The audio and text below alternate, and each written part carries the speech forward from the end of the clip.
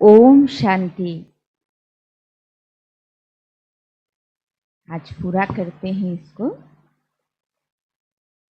सोमवार 6 जुलाई 65।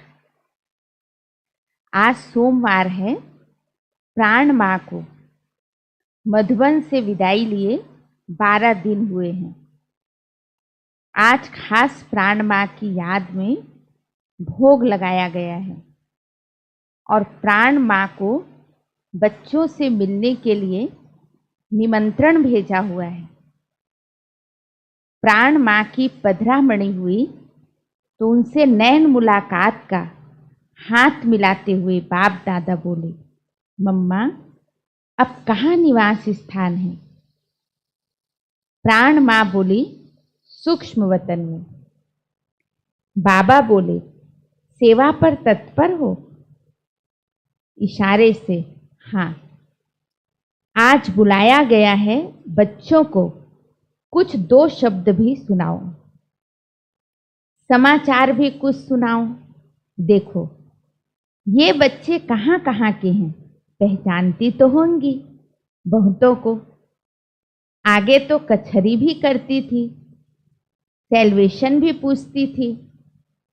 सूक्ष्म वतनवासी माँ बोली, सबकी सेवा के साथ साथ शिव बाबा के साथ विनाश की तैयारियों का भी साक्षात्कार कराते रहते हैं। जो अनन्य भक्त हैं उनके पास भी जाते रहते हैं और आप वत्सों की भी रूहानी सेवा करते रहते हैं। यहाँ अंत समय प्रभाव निकालने के निमित्त जो व्यक्ति हैं उनका भी इन एडवांस साक्षात्कार करते रहते हैं। अंतः प्रेरणा से अंतःवाहक शरीर द्वारा उन्हों की बुद्धियों को प्रेरणे की सेवा चलती रहती है। फिर तो भोग की तैयारियां हुई और माँ ने अपने होली हस्तों से सबको भोग दिया। बाद में बाप दादा ने सबको गोद में बिठाया और प्राण माँ मुख में टोली देती गई। लगभग 1.5 घंटे तक यह अनोखी रंगत रही। बाद में प्राण बाबा ने प्राण माँ को स्थूल वतन से विदाई दी। फिर संदेश है, आज वतन में बाबा ने खास मम्मा को बुलाया था और हम सब बच्चों का ने भी मम्मा को बुलाने का बाबा को संदेश दिया था। जाते ही मम्मा और बाप दादा बाह्य रूप से तो 2 मूर्ति थे, लेकिन वास्तव में त्रिमूर्ति हैं। दूर से ही बहुत दिनों के बाद ही वतन में मम्मा को देखा तो पहले तो थोड़ी सी खुशी हो रही थी, फिर यह भी आ रहा था कि बहुत दिनों के बाद मुखड़ा देखा। मम्मा का देखना बड़ा निर्मोही था, उपराम था और न्यारा था।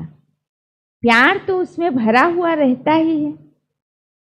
ऐसी अवस्था के आगे हमारा कुछ चल नहीं सकता। बाबा ने कहा, माँ से मिलो। हम आगे बढ़ी तो मम्मा ने कहा, नहीं, पहले बाप फिर माँ। फिर बाबा के पास बढ़ी और मिली। मम्मा ने कहा, सुनाओ तो विशेष याद किसकी थी? हमने कहा, वैसे तो बीच को याद करते हैं, परंतु आपकी भी याद थी। मम्मा ने हाल चाल पूछा, सभी बच्चे किस रफ्तार से चल रहे हैं? फिर कहा, तुम बताओ, तुम क्या समझती हो? तो मैंने कहा, उमंग तो बहुत है, उमंग के साथ कदम भी उठा रहे हैं। मेजॉरिटी सब में उमंग है। जैसे हमारे मम्मा बाबा का यादगार रहा, वैसे हम भी कर्तव्य करें। मम्मा ने कहा, यादगार अपना कायम कैसे होता है? क्या मुख्य बात ध्यान में रखें जो हमारा यादगार कायम रहे। मम्मा बाबा ने क्या किया जो यादगार रहा? मम्मा ने सुनाया, जो जितना जितना याद में रह करके कर्म करता है जो जितना जितना याद में रहकर कर्म करता है उसका यादगार बनता है। याद में रहकर कार्य नहीं करते हैं तो नहीं, तो याद का फल बनता है यादगार। तो हरेक बच्चा अपने को अभी भी देख सकता है कि मेरे बाद मेरा यादगार कितना रहता है। याद में रहना है तो याद में भी जितनी स्टेज और परसेंटेज रहेगी उतना यादगार बनेगा। जैसे कोई कोई आत्माएं ऐसी स्टेज वाली है, अभी अभी याद रहे, अभी अभी भूले। फिर है 22 जुलाई का संदेश। सर्व रूहानी सेंटर के दैवी बहनों और भाइयों को हम मधुबन निवासियों की याद स्वीकार हो। आप सबके दिलों में तो उमंग अवश्य उठा ही होगा कि वर्तमान समय मधुबन की स्टेज पर क्या पार्ट प्ले हो रहा है। समय प्रति समय मुरलियों द्वारा हम बच्चों को बाप दादा बहुत बहुत रिफ्रेश कर रहे हैं। खास इस बारी मधुबन कंठे पर कुंभ का मेला बड़ा भारी हुआ, जहां सर्व सेंटर के हैंड तथा उनके स्टूडेंट ने हर प्रकार की रिफ्रेशमेंट पाई। इस समय मधुबन में बिल्कुल शांति लगी पड़ी है। अमृतसर, बटाला, कुछ मुंबई, पुणे, दिल्ली व नांगल की पार्टियां हैं। बारिश की मौसम भी चालू हो गई है। ठंडी ठंडी हवाएं, कुछ धूप, कब बादल तो कब बरसात, यह रंग बिरंगा मौसम चलता रहता है। मधुबन में जो प्यारी माँ का पार्ट पंछी द्वारा प्ले हुआ, संदेशी द्वारा प्ले हुआ, वो दिनचर्या तो मुरली द्वारा आपके पास पहुंच ही गई है। लेकिन इस बार जो अचानक माँ का पार्ट प्ले हुआ वो भी अनोखा ही था। गुरुवार प्रातः 5:30 बजे बाप दादा ने अचल, सती और देवी, इन 3 संदेशियों द्वारा शिव बाबा को मम्मा की मधुबन में पधरामणि का निमंत्रण भेजा। साथ में बाबा ने यह भी संदेश भेजा कि पूछ कर आना कि इन तीनों संदेशियों में से माँ की पधरामणि किस तन में होगी। शिव बाबा बोले कि साकार बाबा आप ही जान लेंगे कि माँ किसके तन में आई हुई है। क्लास पूरा होने के बाद हमेशा के प्रोग्राम अनुसार भोग प्रारंभ हुआ। तीनों पंछियों को बड़ी गद्दी पर बिठाया गया। कौन कौन? अचल दीदी, सती दीदी और देवी दीदी। तीनों पंछियों को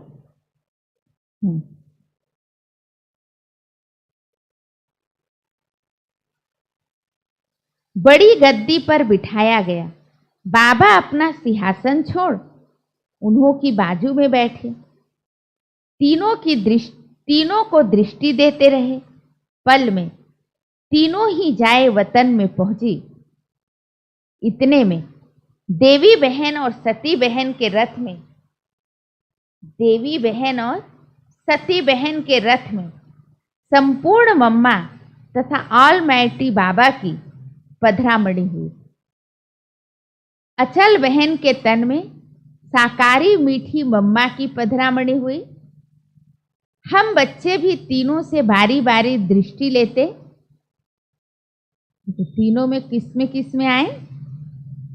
देवी बहन और सती बहन के रथ में संपूर्ण मम्मा तथा ऑलमाइटी बाबा की पधरामणि हुई और अचल बहन के तन में साकारी मम्मा की पधरामणि हुई। हम बच्चे भी तीनों से बारी बारी दृष्टि लेते टोली लेते गए। साकारी माँ अचल बहन के तन में बच्चों से मीठी दृष्टि से मुलाकात करते हुए हरेक के प्रति बहुत धीमी आवाज से कुछ न कुछ शिक्षा देती रही। सती बहन और देवी बहन जो पाड़ बजाए वापस आ गई, लेकिन बाबा ने माँ को यहाँ की देख रेख करने भेजा था। क्लास समाप्त होने के बाद माँ को बाबा अपने कमरे में ले गए, जहाँ माँ ने अपना प्रोग्राम बताया कि बाबा ने कुछ समय के लिए बच्चों से मिलने भेजा है। फिर साकार बाबा के डायरेक्शन अनुसार उस रीति से पहले माँ का कमरा बनाया गया था, उस रीति से बनाया गया। फिर 2 बच्चों से पर्सनल बात की, बाद में भंडारे तरफ चली। वहाँ भी हम बच्चों को शिक्षाओं से सजाया, जिसमें खास ब्रह्मा भोजन के महत्व को बताया। कहा, तुम जब ब्रह्मा भोजन बनाते हो, सब्जी काटते हो, उस समय एक ही शिव बाबा की याद में रहकर करने से इस ब्रह्मा भोजन में ताकत रहती है। 5000 वर्ष बाद वही देवता झाड़ के बिछड़े हुए बच्चे डायरेक्ट आकर मिले हैं। डायरेक्ट ब्रह्मा भोजन का बड़ा महत्व है। तो ऐसे ब्रह्मा भोजन को प्यार से बनाना है। यह बाबा की दुकान है, जहाँ बहुत सच्चाई व ईमानदारी से सेवा करनी है। देखा देखी की सेवा नहीं करनी है, इसने ये किया तो मैं ये करूं, ऐसे देखा देखी की सेवा नहीं करनी है, लेकिन बड़े प्यार से घर का मालिक समझ सेवा करने से कुछ बनता है। यह मेरा ही घर है, मेरा ही परिवार है, ऐसा समझने से फिर दूसरा भाव नहीं उड़ता। सेवा को कैसे करना है? मेरा ही घर है, मेरा ही परिवार है, ऐसा समझने से फिर दूसरा भाव नहीं उड़ता। फिर वो कोई बात में आनाकानी नहीं करते हैं, लेकिन जब इस मेरेपन के भाव से निकलते हो तो द्वेष उठता है। जिसका एक अथक बाप से बुद्धि योग है, वो कब थक नहीं सकता। बाबा अथक है। जिन्हों का बुद्धि योग अथक के साथ है, वो कब थकेगा नहीं। तो यज्ञ को मेरा समझ बड़े प्यार से चलना है। इस यज्ञ की संभाल के लिए इतना क्यों कहा जाता है? ऐसे भी नहीं होगा कि जो देरी से आएंगे वो जल्दी स्वाहा हो जाएंगे, लेकिन जो पहले अर्पण हुए हैं और पूरा पहचान कर नहीं चलते हैं, तो नयों का फिर संपूर्ण स्वाहा करने में देरी हो जाएगी।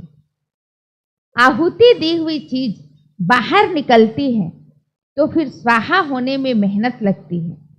बच्चों की अवस्था के ऊपर ही इन सारे स्थूल यज्ञों के स्वाहा होने का मदार है। तुम रूहानी रूहों को सेवा करनी है, जैसे अशरीरी बाप सेवा करते हैं। उनको याद करते हो तो बल मिलता है। इस रीति तुम रूहानी रूहों को रूहानी रीति से कई अज्ञानी रूहों की सेवा करनी है, ऐसा भी नहीं समझना है ये दादी दीदियों का काम है, मैं तो छोटी हूँ, लेकिन तुम सब मालिक हो। ऐसे मालिकों को सब ध्यान रखना है, तब बाबा की प्रेरणाओं को पकड़ेंगे। बाबा चाहते हैं कि बच्चे जल्दी आए। बाबा को बच्चे भी साथ देंगे तो जल्दी होगा। एक अनुभव, जब कोई झाड़ की चोटी पर चढ़ता है तो उसको देख कई साहस करते हैं चढ़ने का, लेकिन एक चोटी पर चढ़कर गिरता है तो उसे देख कोई भी चढ़ने का साहस नहीं होता है। बाप दादा से अब बहुत मेहनत नहीं लेनी है। बहुत सेवा केंद्रों पर चक्कर लगाती रहती हूँ। अर्जुन, बाप की पूरी पहचान नहीं है, जिस कारण बहुत भूलें होती रहती है। तुमको सबके लिए आदर्श बनकर खड़े रहना है। कई ऐसी आत्माएं जो टच को वर्षा लेने आती है, आदेश को प्रैक्टिकल न देख पीछे हट जाती है। सेवा भी एक की याद में ही करनी है। उनकी याद से जो सेवा करते हो तो सबूत भी जल्दी निकलता है। ऐसे ऐसे शिक्षाओं से सजाया माँ ने और कुछ समय के बाद विदाई ली। अच्छा, ओम शांति। तो आज पूरा हो गया दादी जी की मम्मा की ये पुस्तक। हाँ, जिसमें बहुत सुंदर शिक्षाओं से भरा संदेश, मम्मा की खास जीवन कहानी, मम्मा की सेवा, कितना सुंदर वर्णन। हाँ, अब ब्रह्मा बाबा का सुनेंगे, लेकिन कुछ समय के बाद, है ना?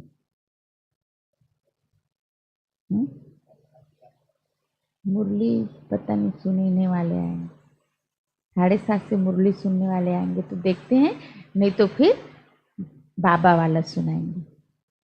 ओम शांति। सोमवार से सुनाएंगे ब्रह्मा भोजन के बाद। अब